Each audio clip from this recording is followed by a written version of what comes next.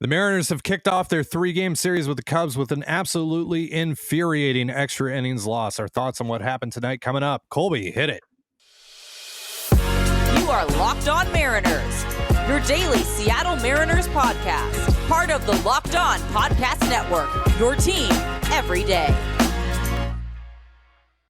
It is Monday, April 10th, 2023. This is Trident and Colby Patnode for the Locked On Mariners postgame show, brought to you by Ultimate Baseball GM.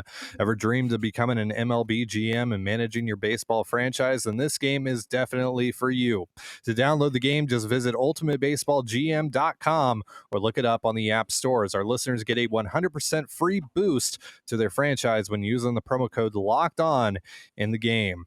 Thank you so much for making us your first listen after the Mariners game. Subscribe, like, and turn on alerts if you're watching on YouTube, or subscribe and leave a 5-star review on your preferred podcast platform if you like what you hear. And if you want to hear from us even more, please consider signing up for our Patreon by scanning the QR code right above my head.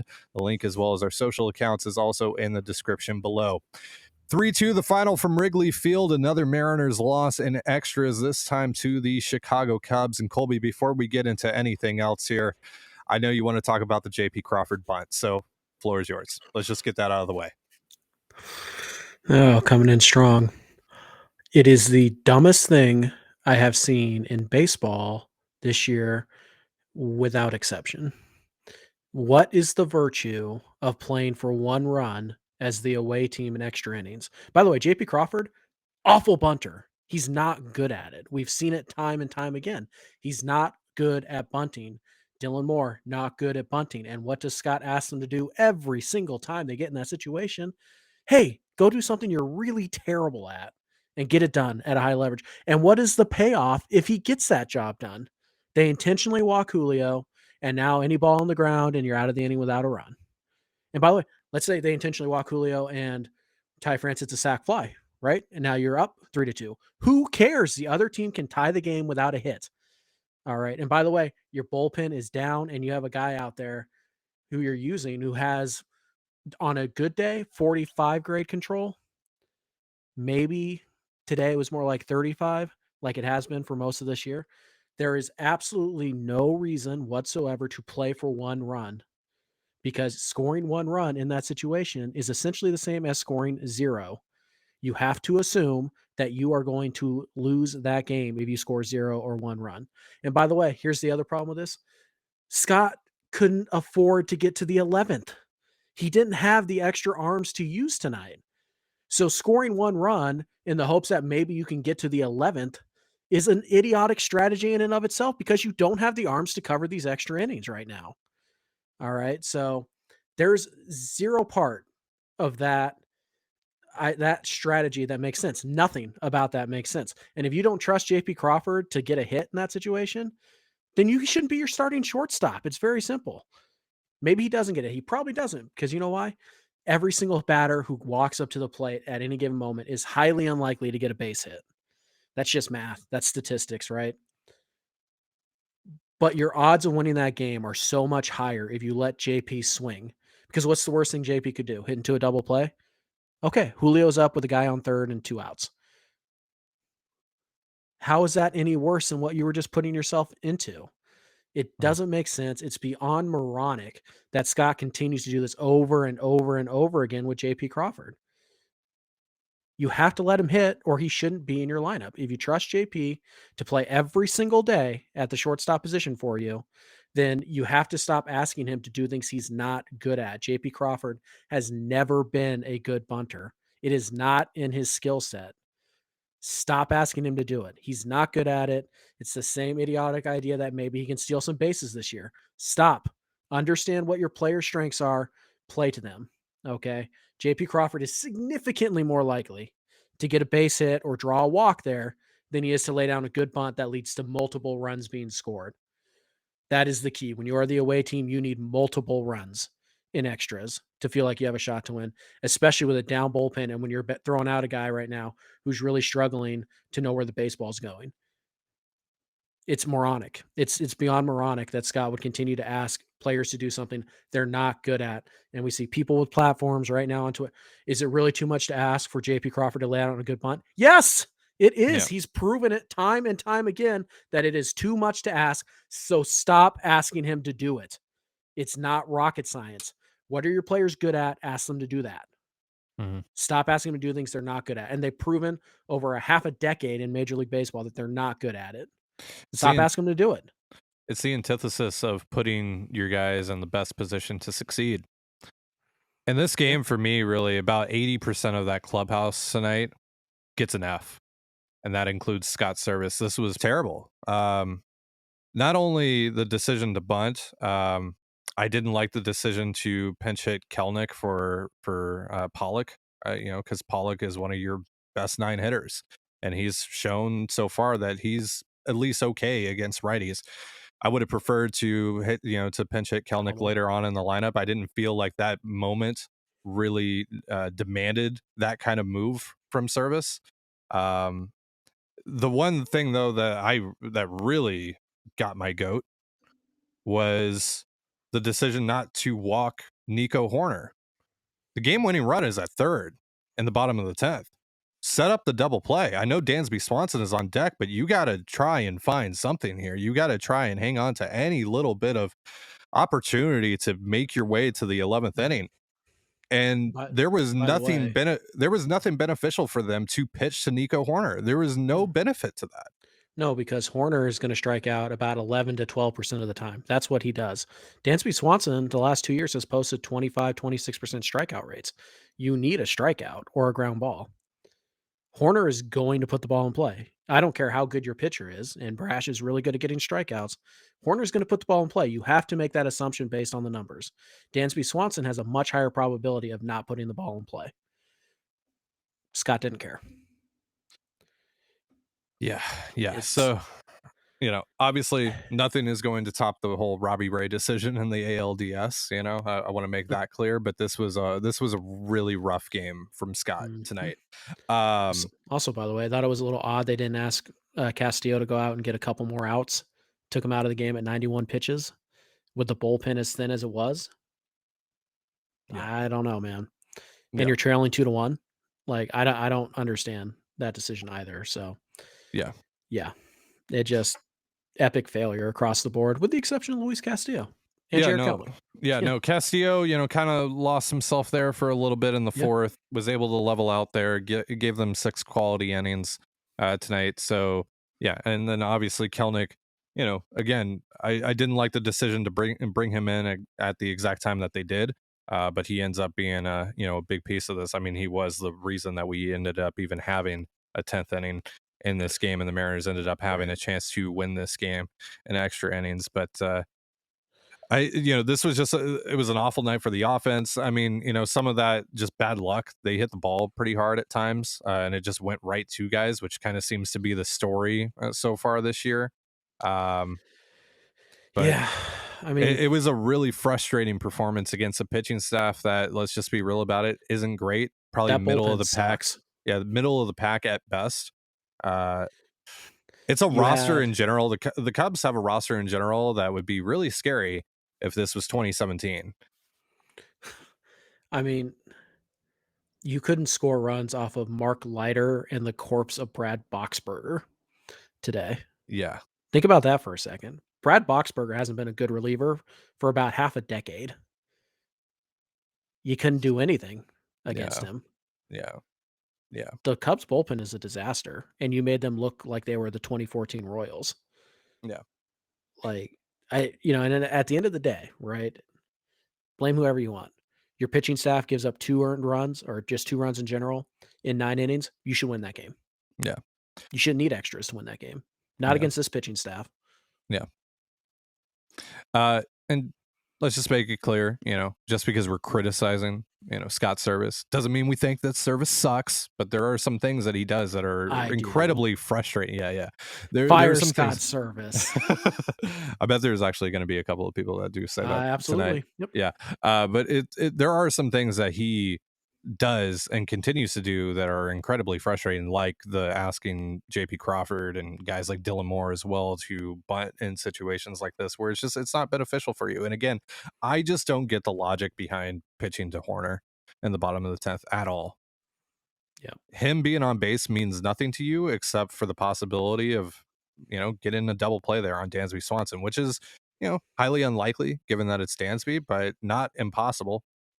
And plus, you could always play for the strikeout because Dansby will strike out a little bit above league average. Yeah. Horner is an elite contact hitter. Dansby Swanson is not. Yeah.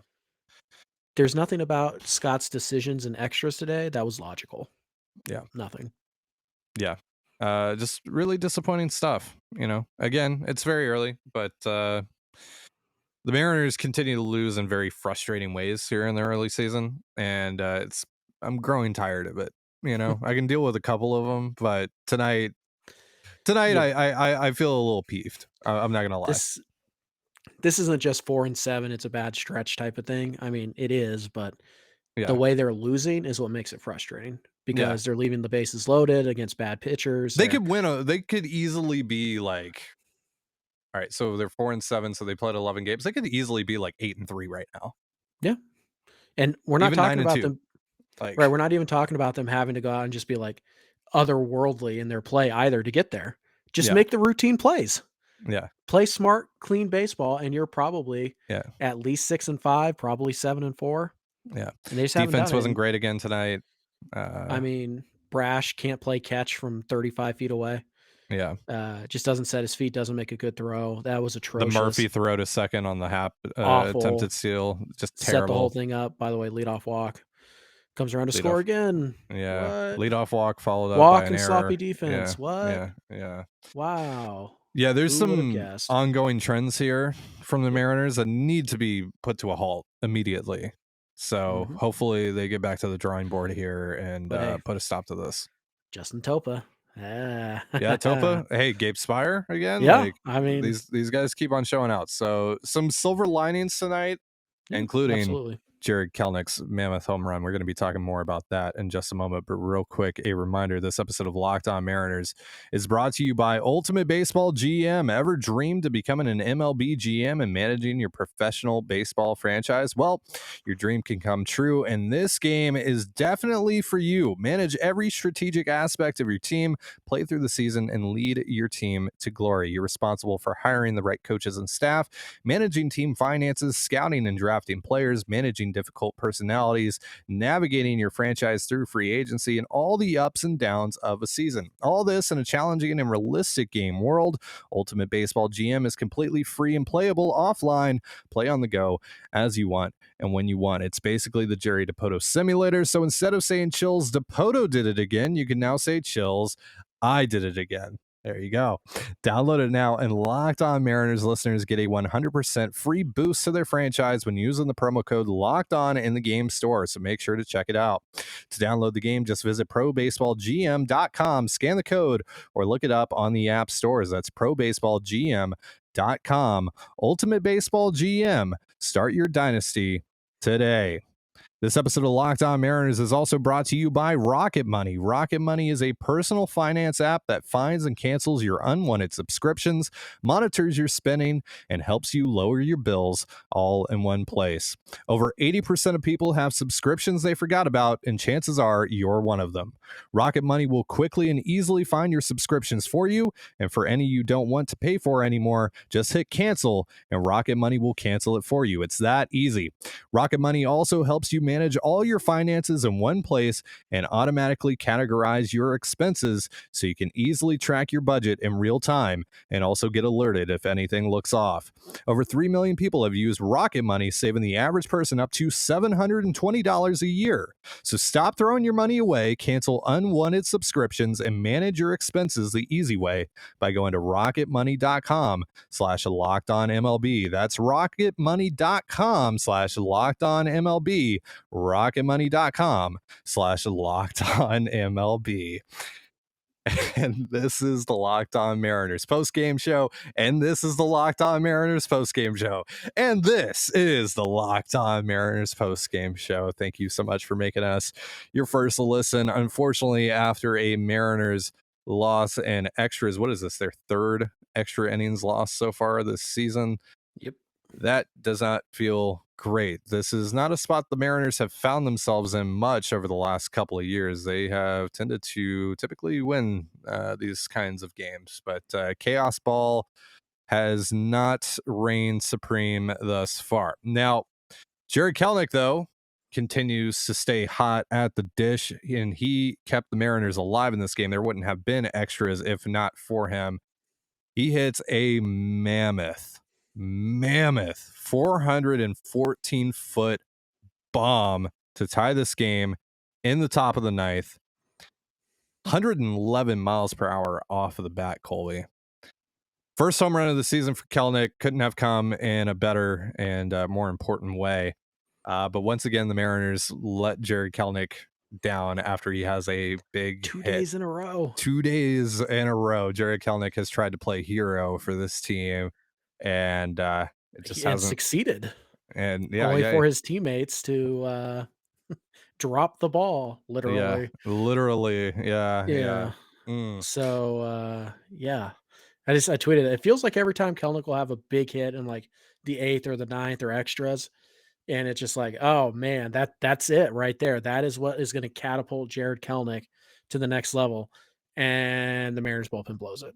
I remember very vividly, he had a pinch hit, go ahead 2-run homer against Tampa last May, I think it was. And Paul Sewald immediately gave up a 3-run homer in the 9th. Yesterday and today.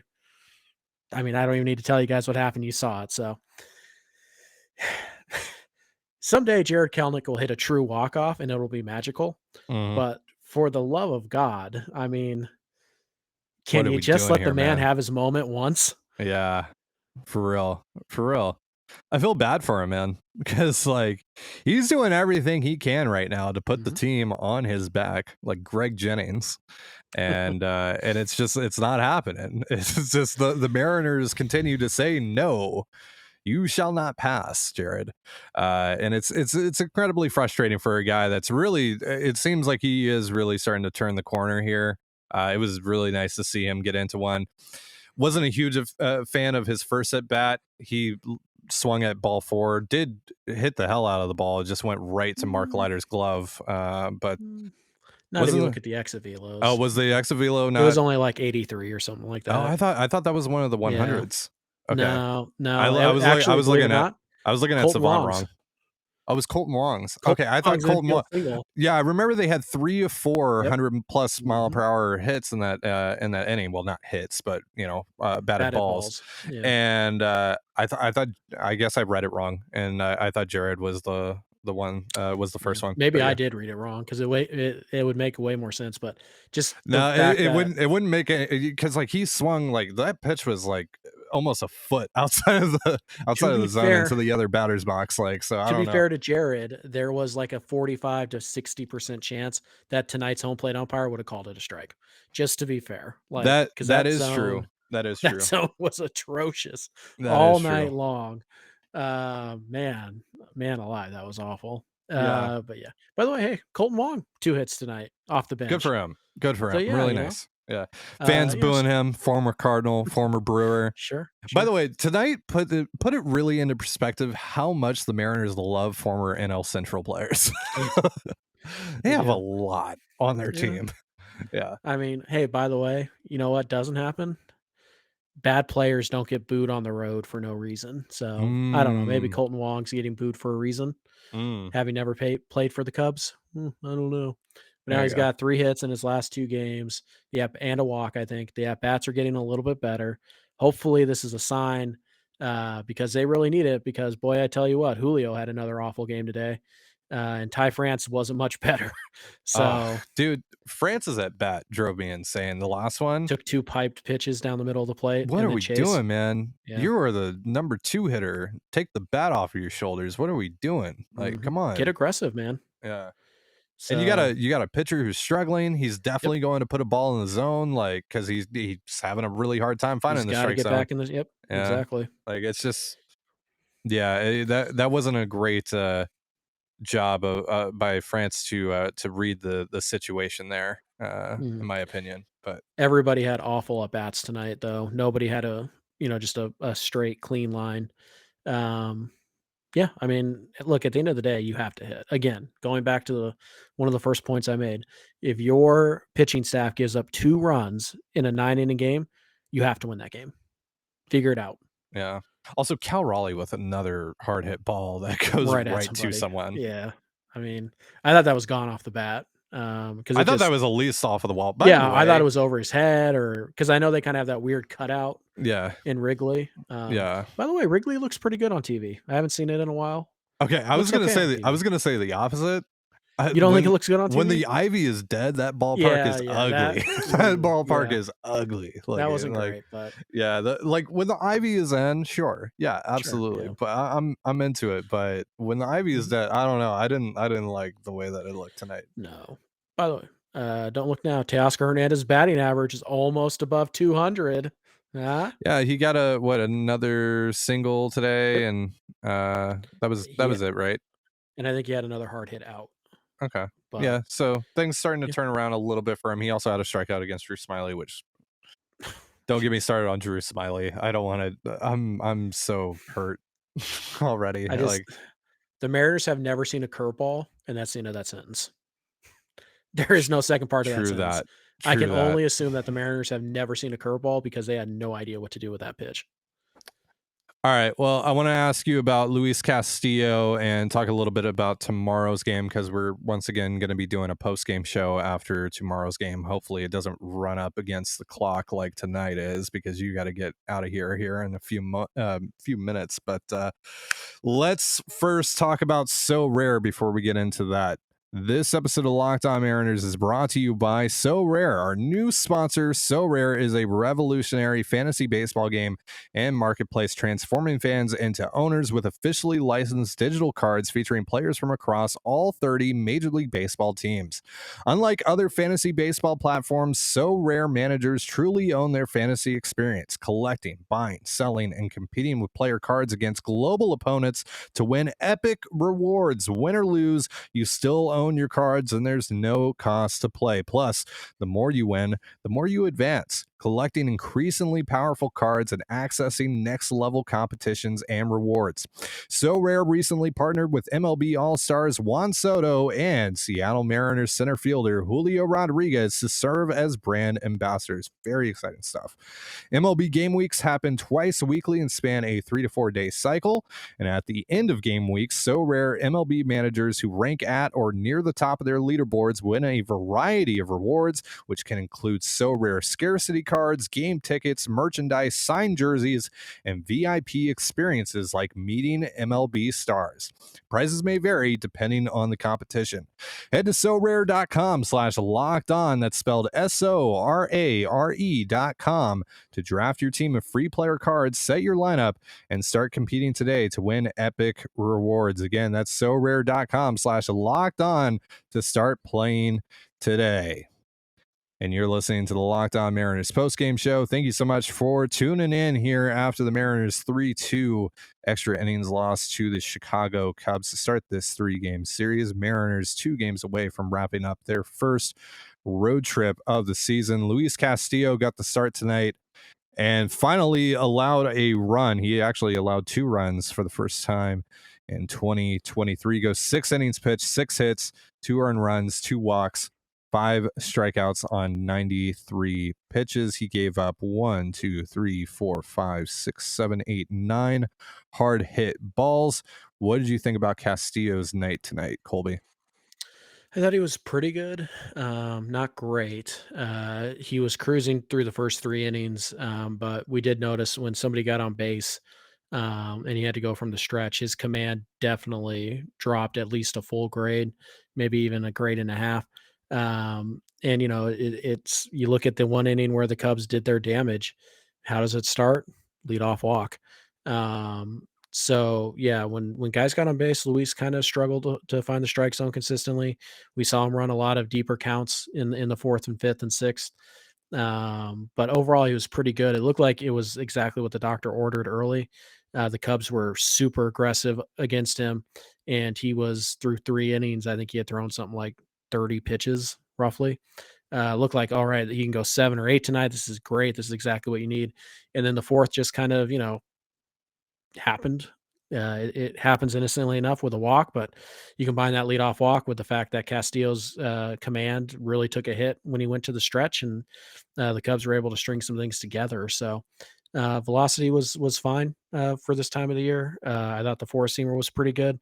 Overall, I think it was a really solid outing. And again, anytime your starter goes 6 and gives up 2 runs, it's good. Like there's no such thing as a bad 2-run 6-inning outing, right? It doesn't matter how many hard Yeah. hit balls you give up. You found a way. Yep. So, it would have been nice to see Scott kind of push him, maybe see if he can get you, 6 1/3, 6 2/3, maybe even 7. I don't know what his pitch count limit is, but at this stage of the season, it shouldn't be too much to ask for Castillo to go out there and try and get you another out or two on 10 pitches or so. So, we'll see how it looks. We'll see how it looks, the pitch count thing, how it builds up throughout the year. But yeah, overall he was really good. Just the one little hiccup in the 4th inning where he struggled. But it was solid. It was very solid. I don't think it's fair to characterize it as anything less than good. He gave you a chance to win. That's what's ultimately A really important good here. chance. The offense let him down. That's the story of this game, really. By the way, so did the offense, some defense, some defensive miscues as well. That's By the way, the bullpen also gave you a chance to win this game. Yep. You get walked off. It's always easy to blame the bullpen, but Topo, not with an automatic runner. No, Topo was good. Spires looks like a real find right now. He's very good. Yeah. Seawald was really good. 1, 2, 3 inning. And Brash gives up a hit and he gets lost because of it, just because he gives up 1 hit, not even a hard hit ball, just a blooper, and he loses. Did your heart sink a little bit when Jan Gomes made contact with that one pitch from Seawald there to end the bottom of the ninth, though? No. Because this is a lineup that would really scare me if it was 2017 and I was not about to lose to Jan Gomes. Jan Gomes was awful last year. I was not ready. I was not going to be able to handle losing to Jan Gomes. No. Nico Horner I can handle because he's a good player. Sure. Jan Gomes, though, if Jan Gomes hit a walk-off bomb against Paul Seawald in the year of our Lord 2023, no, thank you. No, actually, I look at the outfielders when the ball's in the air. And I saw Kelenic had a beat on it, so it's just so much. It was just the crack. I don't know, something about it. It seemed like the ball kind of jumped off. I'd his be bat. interested to know what the exit velo on that was, because it kind of looked like it jumped, but it did not travel that far. Like it didn't. Yeah, no, it didn't even make it to the warning track. I don't think it barely did. If it did, like Kelenic had a beat on it the entire way. It was a routine play. But Gomes, it was a 92.4. Okay, so just a little bit below hard hit. Yeah, XBA of just 170. Yeah, routine fly ball. So no, I from years of sitting up in the 3rd level of Mariner games and not having great depth perception, I learned when a ball goes in the air, just look down at the outfielder, see how fast they're running backwards. Yeah, if they're running backwards, but Jared looked like he had a pretty easy stroll over there, so I was like, okay, that's an out. Yeah. All right. Tomorrow, Chris Flexen taking the bump for the Mariners. He had a really nice start against Shohei Ohtani and the Angels last time out. He's going up against Hayden Wisniewski, who's Good not slider. off to a particularly great start this year, but like you mentioned, the slider is pretty nice. 95 with a slider. Yeah, so any thoughts heading into that game outside the, score runs? Look, the Mariners, they started this way last year too, and it's kind of a similar philosophy that I have to adapt right now. The Mariners are only going to get 1 or 2 really good chances to score in any given game. They have to score multiple runs in those innings to win these games. You cannot have the bases loaded with 1 out and hit a sac fly and say, "Oh, good enough." No. Somebody, for the love of God, hit a double and let's clear the bases. All right. That was really bad timing for the tweet that I put out today as well about runners in scoring position, fewer than 2 outs for the Mariners. Now, I wasn't necessarily trying to say, hey, the Mariners are good at this, but look They're at middle the of the other pack. contenders. Yeah, look at the other contenders though. Like, look at the Astros. Astros are literally like the worst team in baseball right now with runners in scoring position and fewer than 2 outs. They have a 36 WRC plus as a team in those situations. But it's ridiculous. So yeah, I just look at what the Mariners did today. They had 2 really good opportunities to score runs. They had one in the third, and they had one, or the fourth, and they had one in extras. What did they get out of those 2 situations? 1. For the love of God, somebody hit a double. I'm not even asking for a salami. please, yeah. Somebody hit a GD double, and let's put up 3 runs in an inning. We can do that. Like, that's not asking too much. That is allowed. That's not against the rules. You don't have to play small ball, Scott. You can go for more than 1 run at a time without trying to hit home runs. Real quick, shout out to Cooper Hummel. He had a nice night at the plate. No, he didn't. Why? Dude, he made the biggest base running error you can possibly make. Aside from perhaps getting picked off at third base as the winning run by a lefty pitcher on the mound. Yeah, that was not good. But I mean, he did have the double before that happened. None of it mattered because Hummel's a moron who doesn't know. Find out where the shortstop is behind you before you would try to advance on a ground ball with nobody out. I'm trying to be nice here. I'm trying to be nice, man. Just let me. Nobody out. Yeah, if you're not 1,000% sure, you shouldn't be going on contact. You get your foot on the bag and you stay there and you thank the Lord that you're in the majors for another day. Because you know what? That's a fast way to get sent back down to AAA. And Colin Moran's just down there doing his thing, you know. To be fair, I did say at the plate. I didn't say on base. Oh, because he had a bloop double down the line. Whoop-de-doo. And he walked once. Look, man. No. By the way, stop giving Cooper Hummel, stop giving him at-bats against lefties that belong to Jared Kelenic. Why are we pretending that Jared Kelenic absolutely has no shot to hit any lefties? Why? Answer me that in the comments. Why do we think Jared Kelenic can't hit lefties? It's true. It's a good point. Look at his numbers in the minors on our Patreon and tell me why. Scan that QR code over there. I'm pointing in the wrong direction. There we go. Over there. Yeah. Also, while you're at it, scan this QR code that Ty's about to put up because we got to go. Yeah, that's right. That's right. Feed in America. Mm-hmm. Help us take a bite out of food insecurity in the United States. Oh, wow. 34 million people suffer from food insecurity, including 9 million of those being children. And we initially set a goal of $500, and you guys exceeded that and then some. We're at 4,700 last time that I checked. I haven't checked within the last couple of hours, but help us continue to increase that number and get us to 5K here pretty soon. And at 10K, I'm getting some ink. So there's a little incentive for you guys. All right, let's get out of here because you actually physically have to get out of here. So that's going to do it for our show. Thank you so much for joining us here on the Locked On Mariners podcast. For Colby Patnode, aka the Cooper Hummel hater, I'm Ty Gonzalez. Be sure to give us a follow on Twitter. Nobody out. That was yeah. Follow us on Twitter at LO_. At LO_Mariners. You can follow me at Dane Gonzalez, TANEGNZLZ. Straight to jail. And Colby at straight to jail. Believe it or not, straight to jail. Straight to jail. Straight to jail. Yeah. You can follow me at Dane Gonzalez, CANEGNZLZ, and Colby at CPAT11. That's CPAT11. Follow us on Instagram and TikTok as well at Locked On Mariners. That's one word, Locked On Mariners. You can also find all that stuff in the description of this episode. And thank you again for making us your first listen after the Mariners game. Now for your second listen, check out Locked On Fantasy Baseball. Win your league by listening to Matt and Dom every day as they bring you the best fantasy draft strategies. It's free and available wherever you get your podcasts, just like us. Part of the Locked On Podcast Network, your team every day. And with that, have yourself a beautiful baseball day, and we'll see you after the game tomorrow. Peace.